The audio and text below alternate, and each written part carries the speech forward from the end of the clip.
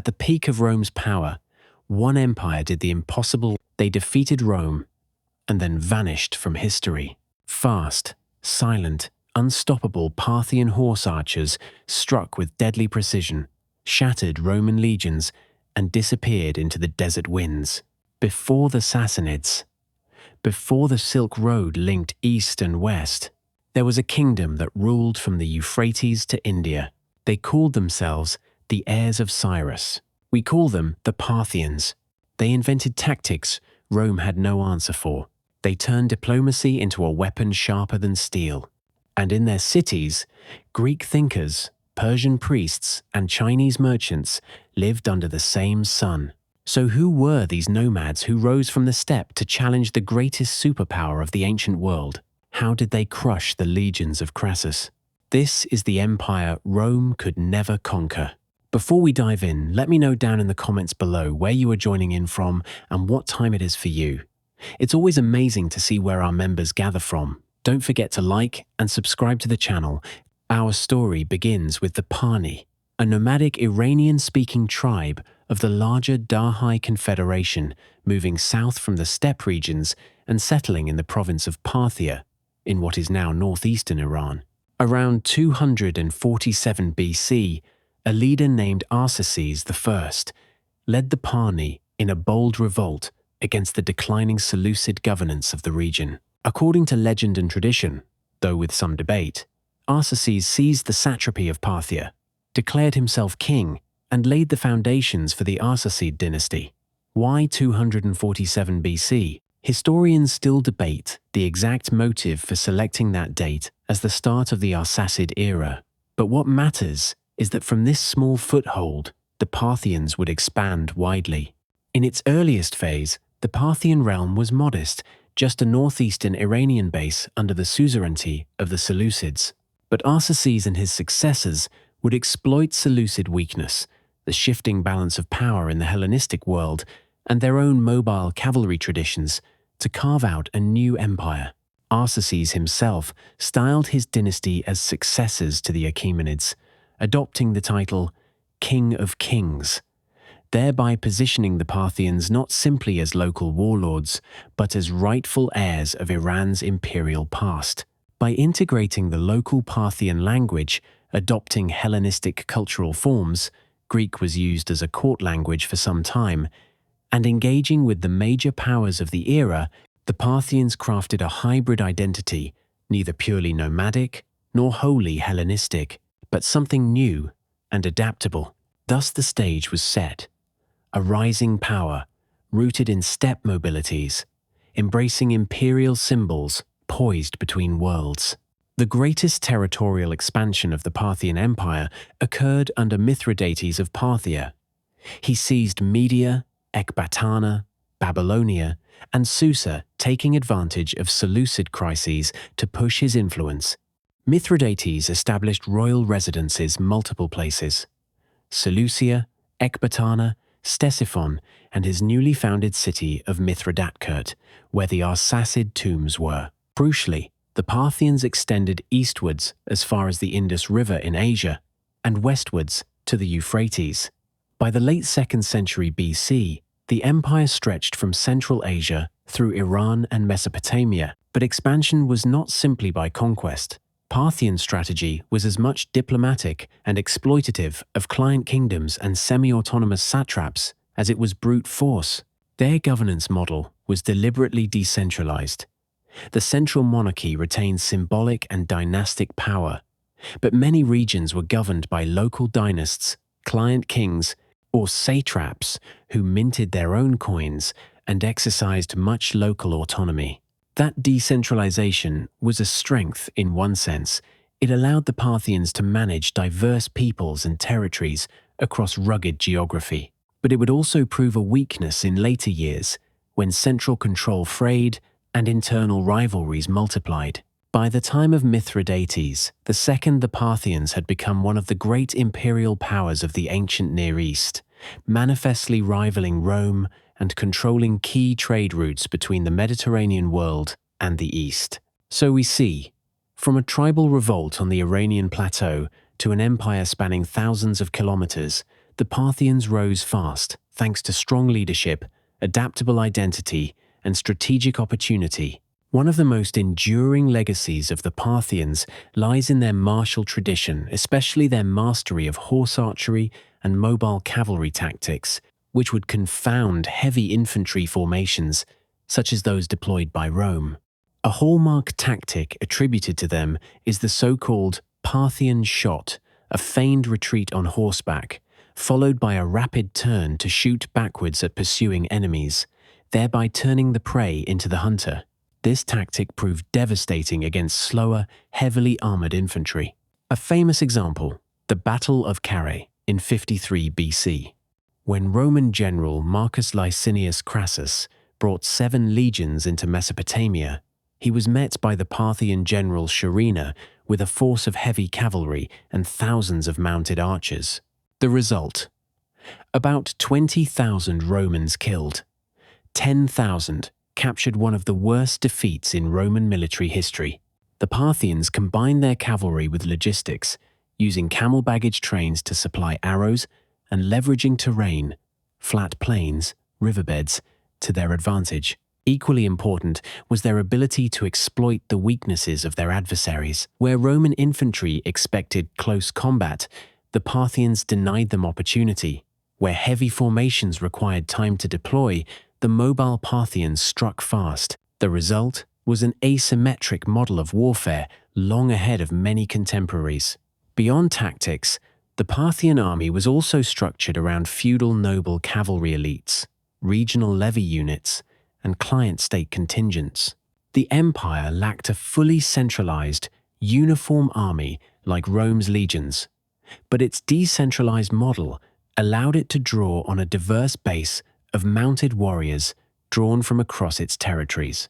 Thus, the Parthians' military was not simply large, it was doctrinally innovative, suited to its environment and adversaries, and built for mobility and endurance. It allowed the empire to defend its vast frontiers, project power, and frustrate Rome's ambitions in the east. From early on, the Parthians engaged in diplomacy as much as warfare. The Euphrates River was drawn as the lining between Parthia and Rome, a symbolic border maintained in negotiations. For example, around 92 BC, Roman proconsul Lucius Cornelius Sulla met the Parthian diplomat Orobazus to acknowledge the river boundary. But rivalry persisted. After Carrhae, Rome sought revenge and incursions. In 40 BC, the Parthians invaded the Levant alongside Roman internal dissidents, supporting the anti-Roman Jewish king, Antigonus II in Judea. Still, diplomacy won some symbolic victories. In about 20 BC, the Parthians returned the lost Roman legionary standards to Rome, in exchange for a Parthian prince. Rome celebrated this as a great victory, though from the Parthian perspective, it was a small concession for restoring dynastic honor. The Parthians also played the greater game of Eurasian diplomacy, maintaining relations across the Silk Road, dealing with the Han Chinese to the east, and balancing the Roman threat to the west. They held client kingdoms in Armenia and Iberia, Iberia's neighbors, Atropatene, and across Mesopotamia, forming a broad buffer zone. Their approach was pragmatic, sometimes war, sometimes diplomacy, often local alliances. This ability to shift between confrontation and accommodation is one reason they remained a major power for centuries. The Parthian Empire was not a homogeneous entity. It encompassed a vast mosaic of people: Iranians, Greeks, Semitic people, Arabs, Central Asian nomads, Armenians, and more. That diversity shaped its culture. While Greek remained an official language for a time, and Aramaic served as the lingua franca, the Parthian language was used in court and on coins under later Arsacids. Literary sources from Parthia are scarce, much surviving. Oral literature was compiled in the following Sasanian period. Parthian art reflects a hybrid of Hellenistic and Iranian traditions. Early art blended Greek architectural features with Iranian royal imagery. Later, as Mesopotamia became the center, their art evolved further. Common motifs included royal hunts, investitures, and scenes that recall Achaemenid precedents. The Parthians were broadly tolerant. Many religions coexisted Iranian Zoroastrian traditions, Greek gods often equated with Iranian deities, early Judaism, and early Christianity in frontier regions. The ruler cult, where kings were venerated, was also common. Parthian nobles wore distinctive attire, belted tunics, loose trousers, riding boots, and sometimes diadems or headbands. This style appears in reliefs and coinage from the mid-1st century BC onward. The Parthians inherited, adopted, and adapted cities from their predecessors: Hekatompelos, Nisa, Ecbatana, Seleucia, Ctesiphon. The empire straddled the Silk Road, with trade routes linking China, India, Persia, and the Mediterranean. This brought great wealth and cultural exchange. In sum, the Parthian world was at once cosmopolitan and martial, regional and global. Its culture absorbed and fused influences and built an identity distinct enough to last for centuries. One of the more unusual aspects of Parthian governance was its decentralized feudal character. Unlike the more centrally controlled Achaemenid or Roman systems, the Parthians allowed considerable autonomy to local rulers and nobles. The monarch, the Arsacid king, held symbolic supremacy, styled himself King of Kings, and claimed imperial legitimacy. Yet in practice, he often relied on the support of powerful nobles and client kings. If a king was weak, the nobles might control selection of the new king, or even revolutionize the system. Subordinate kingdoms and satrapies, such as Armenia, Iberia, Adiabene, Atropatene, had their own dynasties, minted coins, and managed local affairs, so long as tribute and allegiance to the Arsacid overlord were maintained. The administrative divisions used by the Parthians reflected earlier Seleucid and Achaemenid models: Marsban, Chatrap, Dispat, though operating less tightly. This structure had advantages. It suited the vast, heterogeneous empire, adapted to local conditions, and avoided the heavy overhead of a fully centralized bureaucracy. But its costs showed later: weaker kings, internal feuds, rising regional powers, and fragmentation in times of crisis. Economically, the Parthian Empire prospered from trade, especially along the Silk Road. Agriculture, tribute, and control of key transit points between East and West. Wealth from commerce helped to fund elite lifestyles, palaces, and the military. Socially, the Parthian nobility, often horse archer elites, held vast lands and privileges. Towns and cities enjoyed considerable autonomy. In practice, the empire was more a network of cooperative elites under a dynastic umbrella than a monolithic autocracy. Thus, the Parthian state functioned less through direct rule from a single center and more through a constellation of elites, an arrangement that enabled resilience but also sowed seeds of inner instability. The Parthian Empire's western frontier, especially Armenia and Mesopotamia, was the locus of repeated conflict with Rome. The balance between the two empires helped define the geopolitics of the ancient world.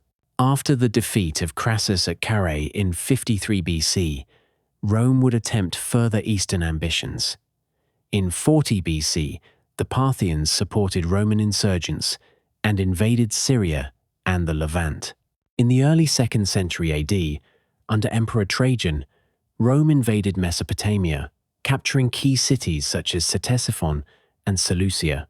But Rome's advance ultimately proved overextended, and under Emperor Hadrian, the Euphrates border was restored and further campaigns halted. From 161 to 166 AD, under Emperors Marcus Aurelius and co-ruler Lucius Verus, Rome again invaded Parthian holdings in Armenia and Mesopotamia, burned Seleucia and Ctesiphon, but had to withdraw after a deadly epidemic ravaged Roman forces.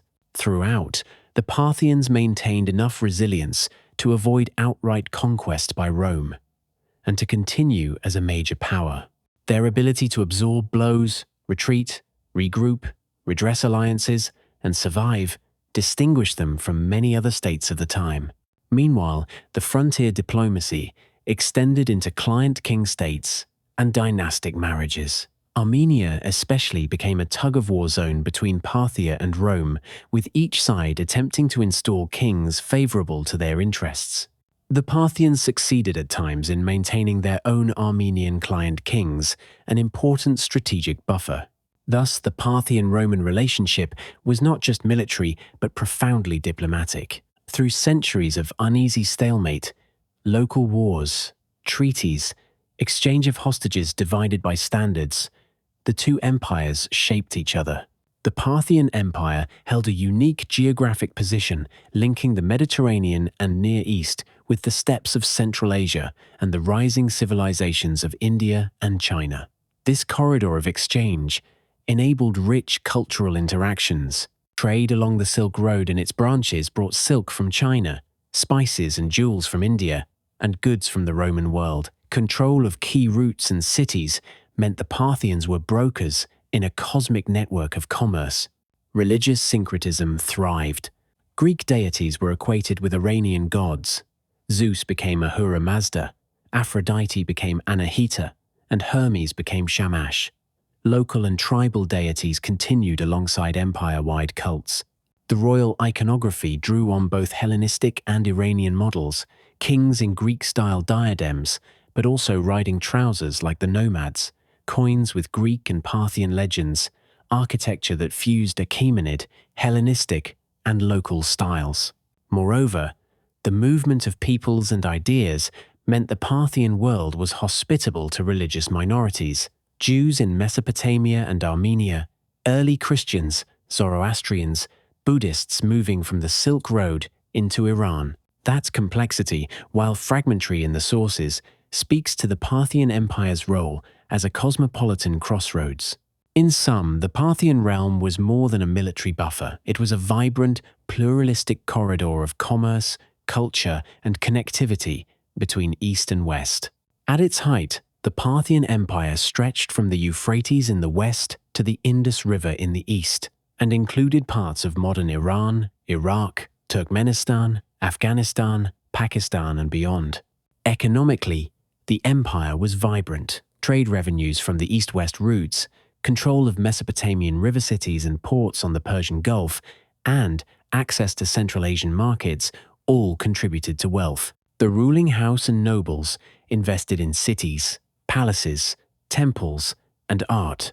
Socially, the fusion of Greek, Iranian, and nomadic elements produced a distinct Parthian elite culture. Horseback riding as a noble art, patronage of art and architecture, urban centers with marketplaces, artisans, scribes, and merchants who spoke multiple languages. The era of great kings like Mithridates II is often considered a high watermark of Parthian power and prosperity. The empire's long duration over 4 centuries marked it as one of the more durable powers in the ancient Near East. Despite constant frontier pressures and internal dynamics, the Arsacid dynasty adapted and endured where many Hellenistic states fell. Thus, for a time the Parthians were not merely rivals of Rome, they were masters of a vast empire, proprietors of a major trade corridor, and a syncretic civilization in their own right. Despite their strengths, the same decentralized model that enabled the Parthians' rise became a liability. Over time, royal authority weakened. The nobles became more independent, internal revolts became more frequent, and the succession of kings became fraught with intrigue. Increasingly, the frontier wars drained resources. Although they successfully resisted Rome, repeated campaigns, defections of client kings, and economic pressures eroded capacity. The Parthians also faced pressure from the east and north nomadic incursions, shifting trade patterns, and internal frontier instability. One may note that in many of the later Roman-Parthian wars, the Romans achieved success like the capture of Ctesiphon, destruction of cities, indicating that Parthian defense was no longer impregnable. Furthermore, the rise of a new Iranian power in the south, the Sasanian Empire, would soon threaten the Arsacid dynasty. Additionally, economic shifts began to favor maritime trade routes, diminishing the overland Silk Road's primacy. Some scholars argue that decline in trade revenues weakened the Parthian economic base. Thus, the empire, while resilient, was gradually weakened from within. In 224 AD, the decisive blow was struck. The local Iranian ruler of Persis, Ardashir I, rose against Parthian control and defeated the last Arsacid king, Artabanus IV, at the Battle of Hormozgan on 28 April 224 AD, thereby founding the Sasanian Empire. Although some Arsacid coinage continued in isolated mints for a few years, the era of the Parthians as a major imperial power ended. The Sasanian dynasty would go on to become the new Persian Empire and the Roman East's principal adversary. Yet even in their fall, the Parthians' legacy persisted. Their fusion of cultures, their military innovations, their bridging of East and West, these all lived on in the Sasanian period and beyond. You might ask, why should we care about the Parthians today?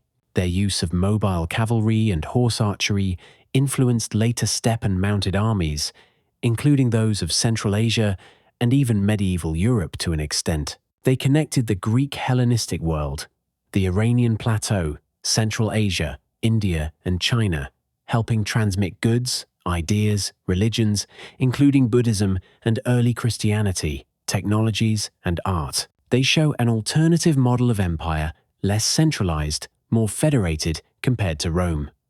That model has echoes in later imperial systems. In Iranian historical memory, the Parthians are a link between the Achaemenids and the Sasanians, part of the continuity of Persian imperial history. Many textbooks focus on Rome or Greece. The Parthians remind us there were other major powers in antiquity whose stories are less told, but no less fascinating. In short, the Parthians challenge our assumptions about empire in antiquity, and they deserve a place in the broader story of world history. Think of the vastness of their realm horse archers thundering across the Mesopotamian plains, merchants carrying silk and spices along ancient caravan trails, diverse peoples speaking Greek, Aramaic, Parthian, Persian and Central Asian tongues, kings styling themselves as King of Kings, while negotiating peace treaties with Rome's emperors, cities combining nomadic roots and Hellenistic stone colonnades, frontiers stretching from the Euphrates to the Indus.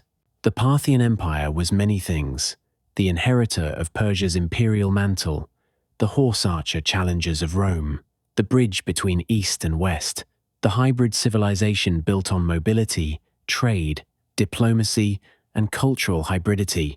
And yet, in modern popular memory, they are often the forgotten masters.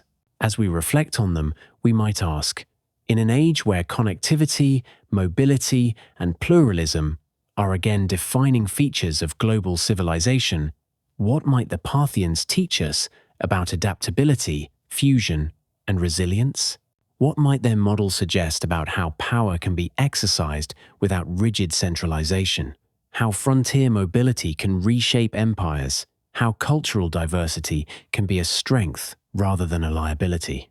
In the end, the story of the Parthians reminds us that history is not only about the empires that dominate textbooks, but also about those who challenged, endured, innovated, and connected. Their legacy survives not just in ruins or coins, but in the very idea that empire can be something more than conquest. It can be connectivity, exchange, adaptation, and hybridity. Thank you for watching. If you enjoyed this video, please hit the like button and subscribe to the channel. Until next time.